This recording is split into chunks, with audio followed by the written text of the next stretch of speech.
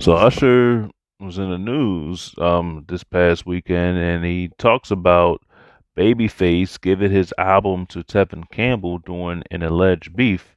And this article is coming from blackamericaweb.com. You can find it in the description box below.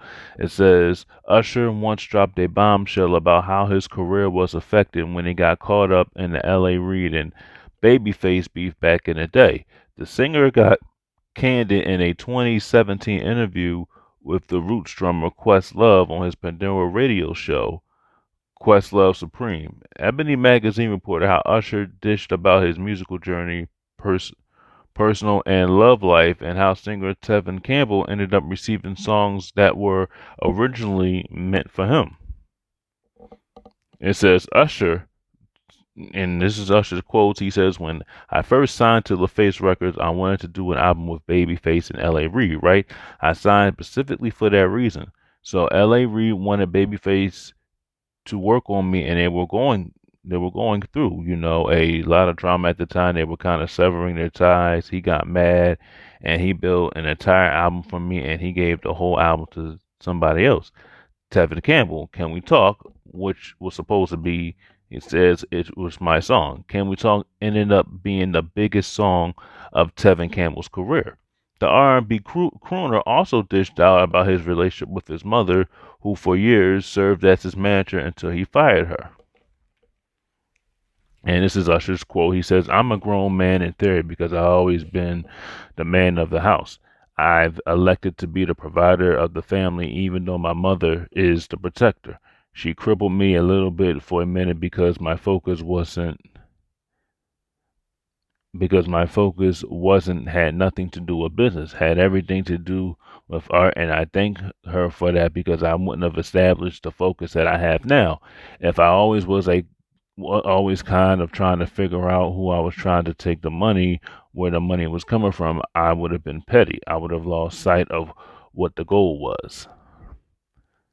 Elsewhere in the interview, Usher revealed his biggest regret was denying a young Chris Brown. And he goes on and quotes, "So there's one thing in my career that I definitely regret one thing.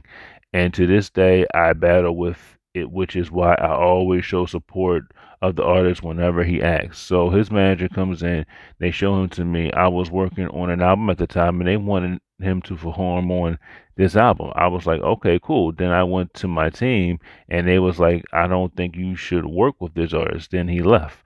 Chris Brown. And then when it comes to his ex-wife Tamika Raymond and why he stayed in the marriage along, Usher had this to say: "The marriage and relationship was going to come to an end, but it served its purpose in my life, and no matter what my mother was attempting to teach me or tell me, and a lot of people were trying to tell me about that, I think a lot of it had to do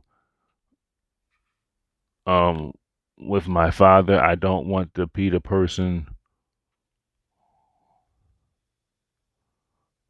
and I can't read what it said before. I was trying to read what it says and it's blurted out. But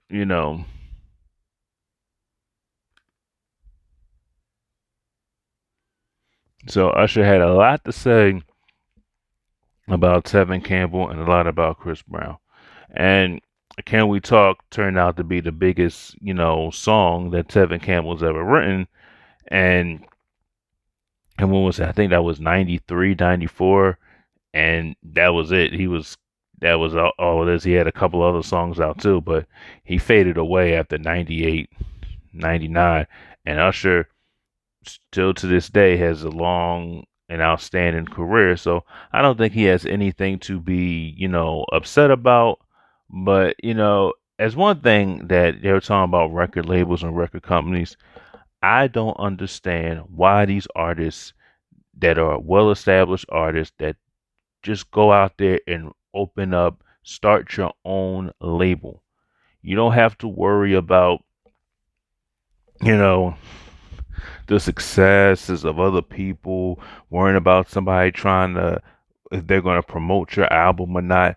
Go out there and start business for yourself. The one thing, and I think Johnny Gill did this, he started his own label. He he decides when to put his album out. He decides what singles to put out. He decides that. And he's doing a good thing. He's had 2 albums on his label right now. He doesn't have to answer to nobody. He answers to himself. He can put music out whenever he wants to put music out.